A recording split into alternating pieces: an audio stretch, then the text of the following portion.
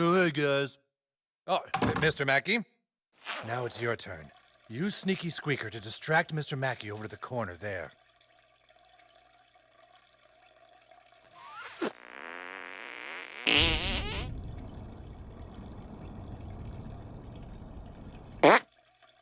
Hey, did you guys hear that? Sounded like a chipmunk. King off! Very, very good.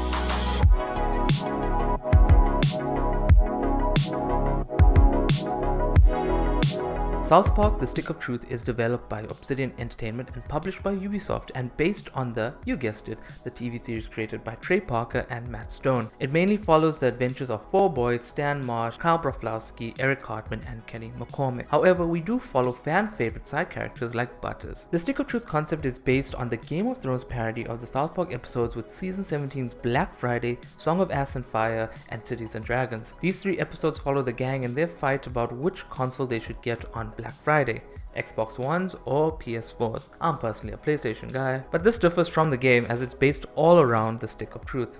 As Eric says, but even though the Wizard King is so undeniably cool, the Drow Elf armies continue their attacks.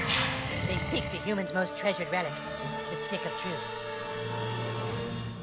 But the tides of war soon to change, as news of a new kid spreads throughout the land. In order to save the humans, the Grand Wizard must get to the new kid before the Drow Elves can manipulate his mind and use him to take the sacred relic from human hands. For whomever controls the stick controls the universe.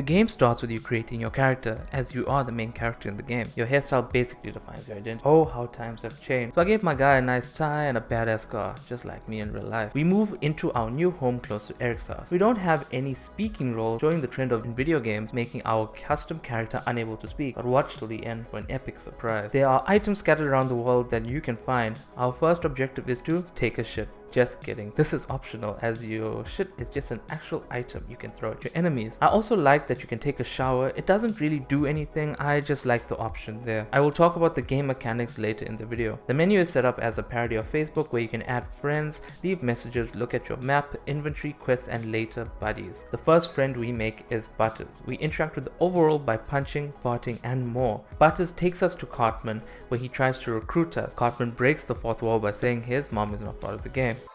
Don't talk to her, she's not part of the game. Don't talk to her, she's not part of the game. Don't talk to her, she's not part of the game. I noticed that the cutscene graphics look a bit blurry compared to the custom character in the same cutscene. Wow, we finally get to choose our name. You entered Douchebag, is that correct? Are you sure you want to keep the name Douchebag? Very well, Douchebag. You will now choose a class: Fighter, Mage, Thief, or Jew. We get to choose our classes: Fighter, Mage, Thief, and Jew. Immediately after choosing, we get to buy a weapon and get scammed. Damn, Clyde, I don't think this can piss me off anymore. At least we get to beat him up. We are now introduced to the fighting gameplay. It is a turn-based RPG where you attack in your turn and then your opponent attacks after that. We have bars for health points and power points. Health is the amount of damage you can take, and PP is the cost of certain special attacks. PP. If you have a fucking better name for them, then fucking say it, Clyde! Fucking asshole! I'm the king and I say it's PP! We can either light attack or heavy attack. Heavy attacks are best for enemies with armor. After the fight intro, we are shown the Stick of Truth, but the elves attack. Over here, we are shown that if we attack in the overworld, we initiate a fight sequence. Also, here we are introduced to enemy defense poses like riposting, reflecting, and shielding. Once the battle is over, Clyde loses the stick and is banned. Fast travel is unlocked, where Timmy comes and fetches us and drops us off at different locations. Our mission is to get the Stick of Truth back by finding Token, Tweak, and Craig. And Butters is tagging along. Woohoo! This is the buddy system, as different buddies can do different things in the overworld and in battle. Butters can heal people in the overworld. His in-battle attacks are mainly hammer related and lightning, like a certain Norse god we may know of. Oh, he can also transform into anime Professor Chaos later on in the gameplay. Let's see how you like dealing with me. When visiting certain characters' rooms, there's usually a cupboard with loads of Easter eggs from the show. With Butters, you have his Professor Chaos helmet and his goo. Craig is in detention. That was a waste of time. After fooling around, I decided to go to City Walk and discover the Mongolians had taken over. Do we need to now climb the Tower of Peace to defeat them? We make our way to the top and get the school bow that we use for most of the run. Next is to find Token, but the guard at his estate pepper sprays us with his mind. If you try again, I will pepper spray you back to the Stone Age. So we need to get a gas mask from Jumbo. Once we get that, we return and beat him up.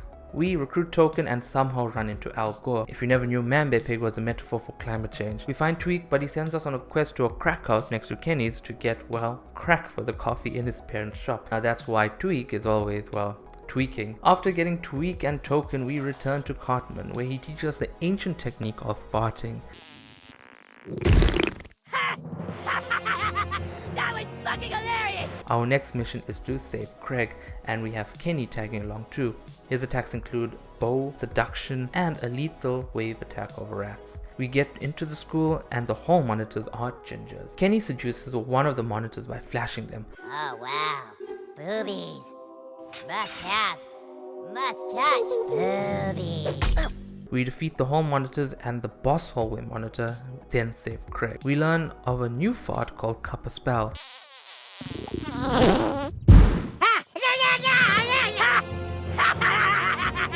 And find the Alvin Bard with the Stick of Truth. We go to his house and fight everyone. Cartman nearly dies and we blow a big asshole in the wall. We save Kenny and defeat Jimmy and reclaim the Stick of Truth.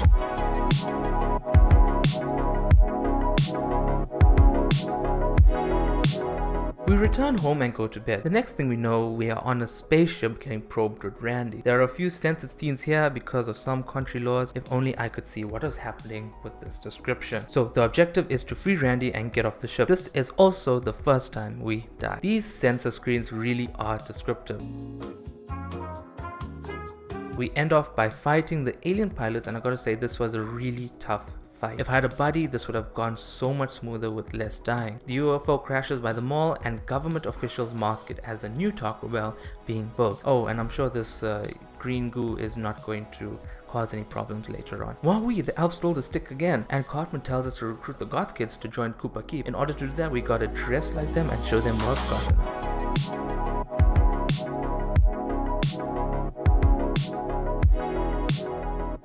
We go on this whole side mission before getting to the gods. We end up in the sewer helping Mr. Hanky find his kids. Don't you ever embarrass me in front of a stranger like you, Charlie! You talk on him, and you don't know where your kids are! Fuck you, they're your kids too, you piece of shit! No, fuck you, and fuck you! Howdy ho! Then helping Stan get his phone back from his sister Shelly. Oh yeah, and I forgot to mention that the elves take us to their base, where we meet Kyle, Stan, and Jimmy. They say Cartman is wrong in lying about the stick being stolen and that we are fighting for the wrong side. They recruit us, and after acquiring clothes from the local hobo vendor, we help Jimmy get his flute. Jimmy has attacks that include buffing our character with song type attack. Now this is where we meet some visual glitches. I'll just let it play out here. The cattle ranch. We're here. Excuse us. Hello. Hey, get off my ranch! Sorry to bother you, sir. We are elven warriors of the forest. I understand you might have a flute for sale. You want to buy the flute? It just so happens I'm a level 10 bard. The Jimmy one really irritated me because I thought I needed to restart my save file, but I just needed to let him talk and talk and talk with no skipping option available. After this, the gods tell us to hold up a sign at the PTA meeting, but I couldn't really see anything because my entire screen was black and only I was visible. After the glitchy mess, Randy teaches us to control our fart to position it in a specific spot. Randy sends us on a quest to get inside the Taco Bell and report back. Before that, we fight Al Gore, a challenging but satisfying end. Now let's see how you like sitting through a whole presentation on global warming! We sneak into Taco Bell and find out that the goo from the spaceship created Nazi zombies. Wow, what the fuck. What the fuck? It's broken free! We fight off the zombies and retrieve the recording device for Randy.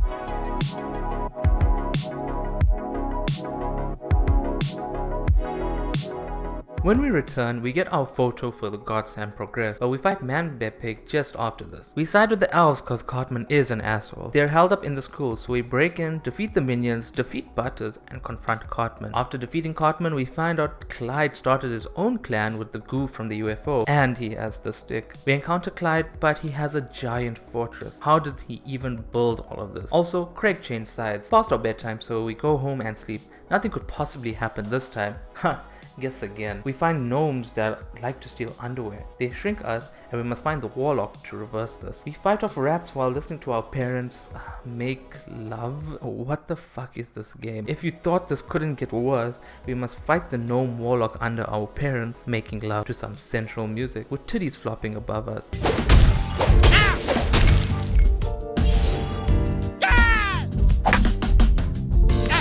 I finish the fight as fast as possible and then get crushed by my dad's balls. I wake up with a new ability to shrink and further trauma. The humans and elves join forces to defeat Clyde, but we need more people. We are tasked to talk to the girls to recruit them. The girls then ask to see if Monica is a two-faced bitch. We call her out, but her boyfriend is brought, so we make light work of him. We meet the girls, Monica is forgiven, and Heidi is now being checked if she is a two-faced bitch.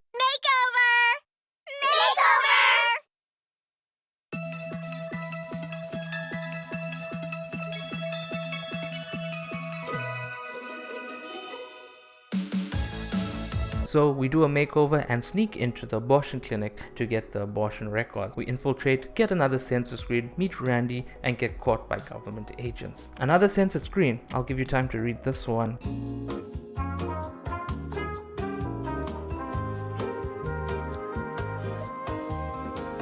So, rewinding a bit, we find out that there has been a contamination and the fetuses are now Nazis. This game is genuinely a fever dream. We fight Khloe Kardashian's abortion, the biggest the doctors have ever seen. I struggle a bit before realizing the umbilical cord is a separate enemy. We defeat the mega fetus and return to the girls. The records are in French, so we end up going to Canada. How did this mission go from a fake date to an abortion clinic massacre to ending up in Canada? So we get a passport and head over to Canada. Before that, we need a passport photo, but the camera guy is a pedo. Luckily, he isn't the real camera guy, so we defeat him. We finally make it to Canada, and it's a top-down arcade style game. That's pretty cool. We meet the Prince of Canada to translate, but he can't help us, so he sends us to the Earl of Winnipeg to tell us who can. The Earl tells us to kill the dire bears, and he'll help us. So we do that, and he tells us to find the Minister of Montreal, but the Prince has him locked up. The Prince tells us to get the balls of the Bishop of Banff, and he'll let us in the catacombs. We defeat the Bishop and spare him by taking dire pig balls to trick the Prince. We return to the Prince, but the Prince backstabs us.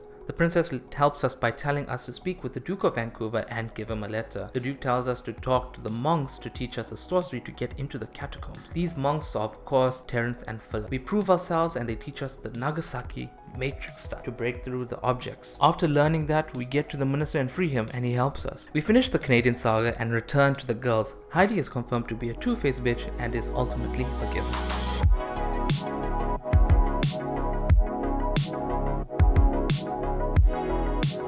We return to the clan and tell the guys the girls have joined, and we head to Clyde's house. We climb the tower, defeating enemies, and then run into Craig, who is swiftly defeated. So we get to fight Clyde. Well, guess wrong. It's time to go up Mr. Slave's ass to deactivate a thermonuclear device that the government officials have shoved up his ass. Who could do it? Oh, come on. Who knows how to do abortions and can get really, really small? Who? Who could possibly be able to make themselves tiny and know something about abortions? Let's see. Who could there be? Who could it be? Let me think. We head in and find Lemmiwinks and his friends along the way. We must fight the Sparrow Prince along the way and some SWAT members that have shrunk down. We see the Snoop get into position, and I failed the first time and the credits roll. I was not expecting this. It's pretty cool, I'm not gonna lie, it's just like the show. I reload and do it correctly this time. We finally deactivate the nuke and confront Clyde. He raises Chef from the dead to fight us.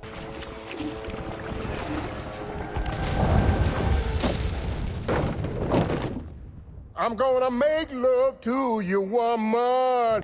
We defeat him, and Craig gets kicked off the tower. We get promoted to King Douchebag, but are interrupted by a government official. We are apparently called Dovahkiin, and we have the fantastic ability to make friends so easily. He tries to take us away, finds that the stick controls the universe, and then strips down naked in front of children. He later asks how to use the stick. Kenny betrays us, and then Morgan Freeman appears and tells us Kenny's backstory. Just one thing, Morgan Freeman.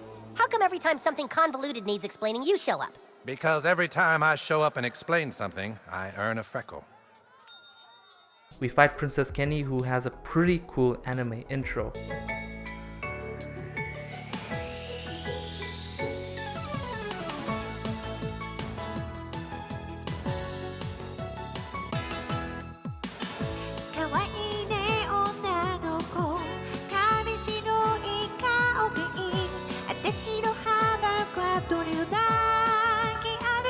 fight Kenny by rotating our buddies every phase. Kenny consumes the goo and becomes a zombie. We defeat Kenny by farting on his balls, curing him and all other zombies in town. Stop fighting!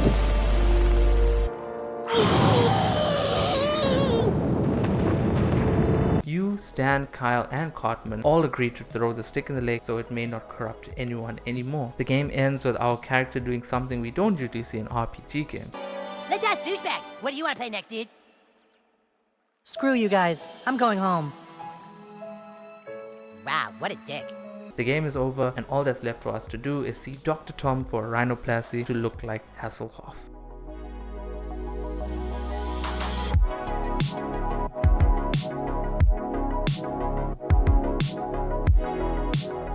I spent a total of 12 plus hours to complete the game, and it would have been longer if I completed some remaining side missions, but I had little to finish up anyway.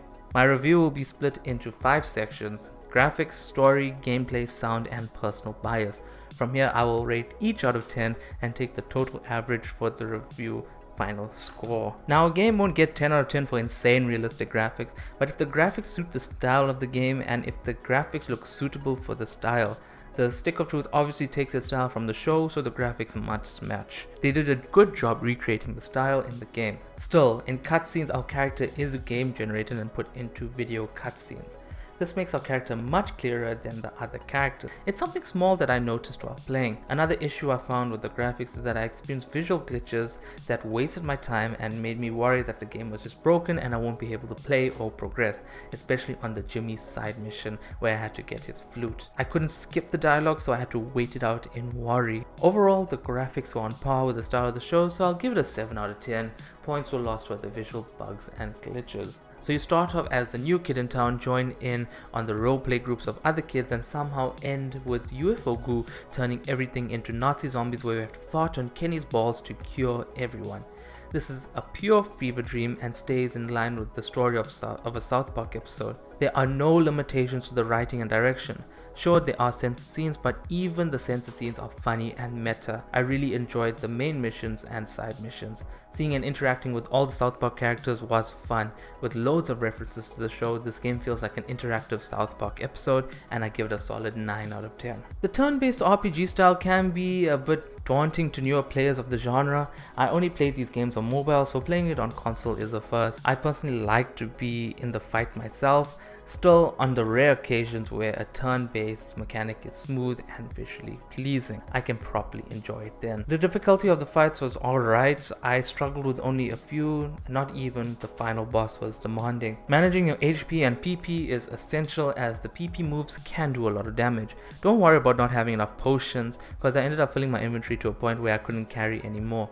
The game promotes using different moves that may deal more damage to certain characters, like aliens hate electricity and animals hate fire.